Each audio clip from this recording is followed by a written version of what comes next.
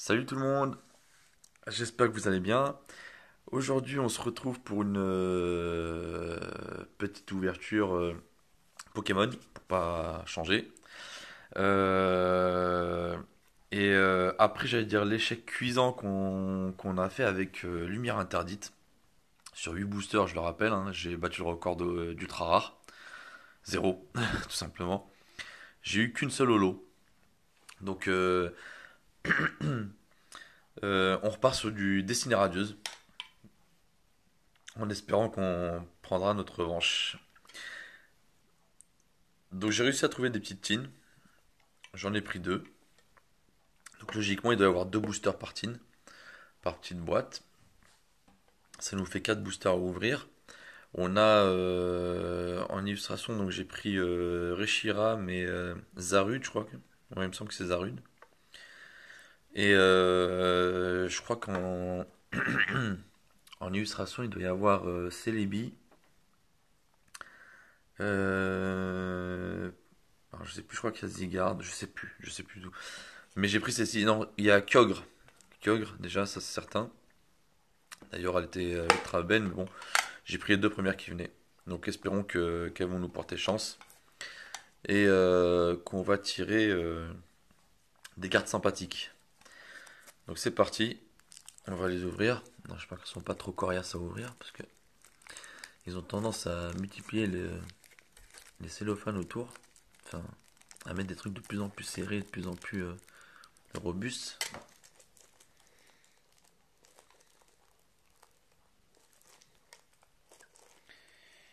Là, ils sont vraiment costauds, hein. Voilà. Tac, donc celle-ci est ouverte. On va s'ouvrir aussi la Reshiram, comme ça sera plus à faire. Oh, voilà, celui-là est venu un peu plus facilement.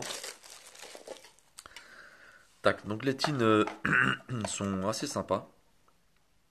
J'aime bien un peu le côté cadre là, parce qu'avant j'ai l'illustration prenait la totalité de la boîte. Là on est sur une, simple, enfin, une espèce de cadre qui reprend un peu le quadrillage doré qu'on a aussi sur le coffret Pikachu. Et je pense que ça doit être classique, hein, deux boosters, une carte il me semble qu'on peut assembler pour faire, j'allais dire, une espèce de paysage, de panorama. Et un jeton. On va voir si c'est toujours ça. On va commencer par Zarud. Tac. Alors, donc c'est bien ça, hein. On a un petit jeton. Donc le Manafi. Bon, ils auraient pu quand même innover, hein, parce que Manafi, voilà quoi. On en a mangé, hein. Je sais plus dans quelle série c'était aussi. On en avait dans tous les tripacks. Bon, il reste sympa, mais je trouve qu'ils font pas trop d'efforts, quoi. La petite carte. Donc apparemment c'est plus le même principe, hein. Parce qu'avant j'ai dit on pouvait assembler les cartes des 4 illustrations, 4 ou 6 illustrations, je sais plus exactement. Et ça faisait une espèce de panorama assez grand. Et là, c'est alors juste des illustrations. Bah, ils reprennent en fait l'illustration de la boîte euh, cadrée. Enfin, dans un cadre, pardon. Une espèce de cadre. Bah, c'est le cadre qui fait référence en fait au couvercle, hein, enfin à la boîte. Donc rien de bien innovant, hein. Enfin, ouais, ils auraient pu faire un effort encore, hein. Bon, s'il y a des ultras, on leur pardonne.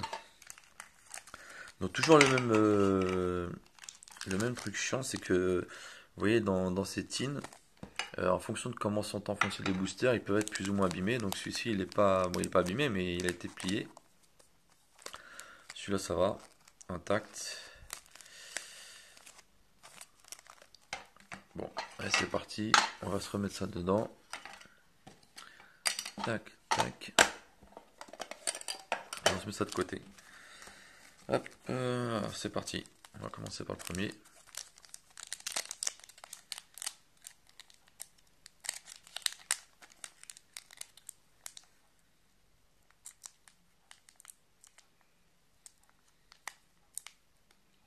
Bon, c'est pareil, le truc qui est bien, enfin qui est bien. Ils ont refait des boosters qualitatifs avec, j'allais dire, B4 et 4.5 parce qu'avant sur j'allais dire, les boosters épée bouclier 1 et cache des rebelles, c'était une vraie daube finie, ça se craquait en 2 secondes. Donc c'est parti. Le petit code. Hop là. Alors j'ai vu tout à l'heure une vidéo, ça m'a bien surpris, de Guillaume et Kim. Donc je pense que la majeure partie d'entre vous doivent connaître, qui ont ouvert en fait une ETB destinée radieuse et ils ont eu des bugs. Donc en fait il y avait des boosters où ils avaient plus de cartes et des boosters en fait où il y avait moins de cartes. Donc je pense qu'il y a eu comme une espèce de décalage dans l'impression et la mise sous booster. Et ils se retrouvaient des fois avec un décompte complètement fou et deux ultras. Donc j'espère que ça va pas nous arriver non plus parce que ça voudrait dire en fait un booster top et puis l'autre qui est haché derrière. Alors énergie électrique. Badabouin, Musteflo, Tropius, Frissonil, Wistempo, Mimigal, Lixie, Hippotrampe. En dessous, on a une reverse classique, Wistempo. Et en dessous, on a en rare simple l'ordre du boss. Tac. Bon, on va dire qu'on commence doucement. C'est parti pour le deuxième booster.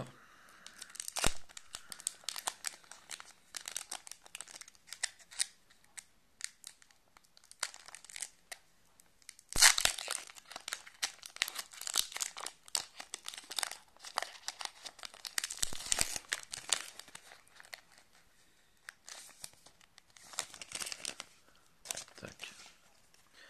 Le petit code.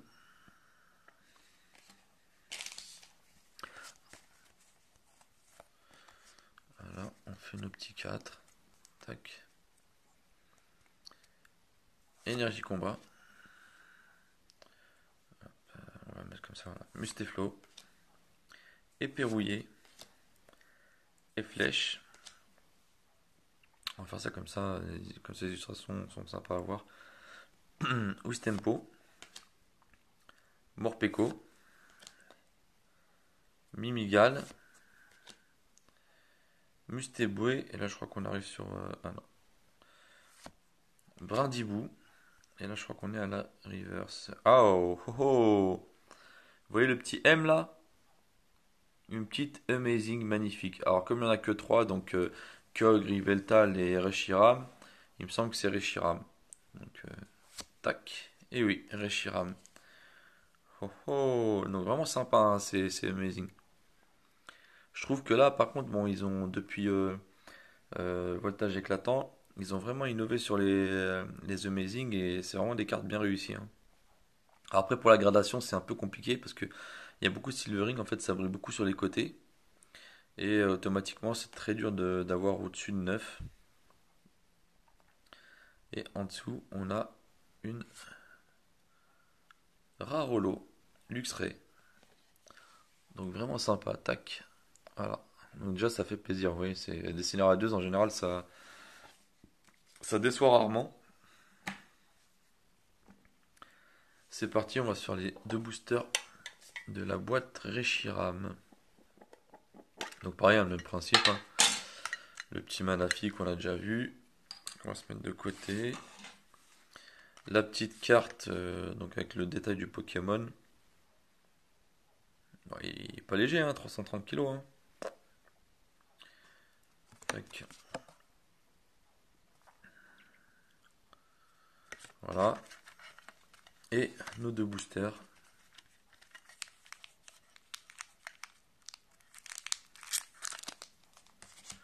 Oh, le petit Dracofeu. Magnifique. Bon, tu viens ou tu viens pas? Ça, c'est marrant, il a été tellement mal enfoncé qui veut même pas sortir. Donc voilà. Tac. Et moi je suis un peu maniaque, hein, je range un peu. Parce qu'après c'est très vite le bordel. On va cesser Dracofeu pour la fin. Et on va se faire celui-ci.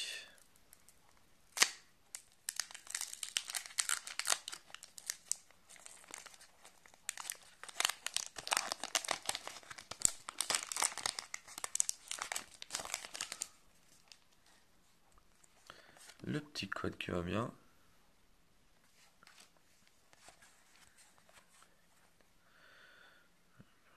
Je regarde un peu les bordures. Déjà, sortie le booster, il y a déjà des points blancs, quoi.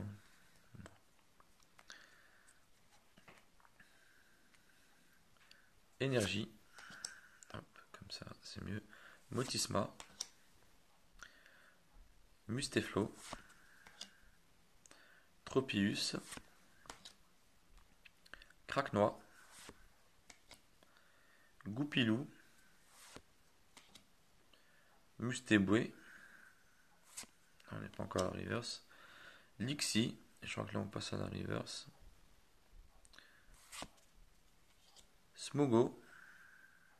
Alors ce n'est pas la reverse, pardon.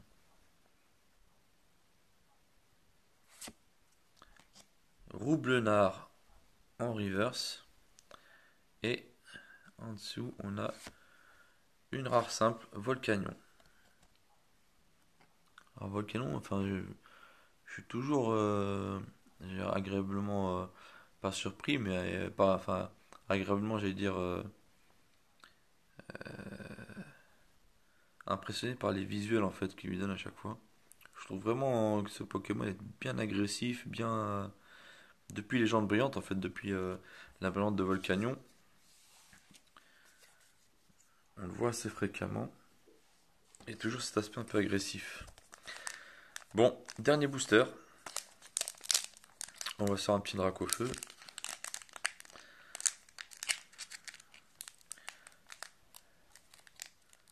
Bon, j'ai toujours dit que le Dracofeu me boudait.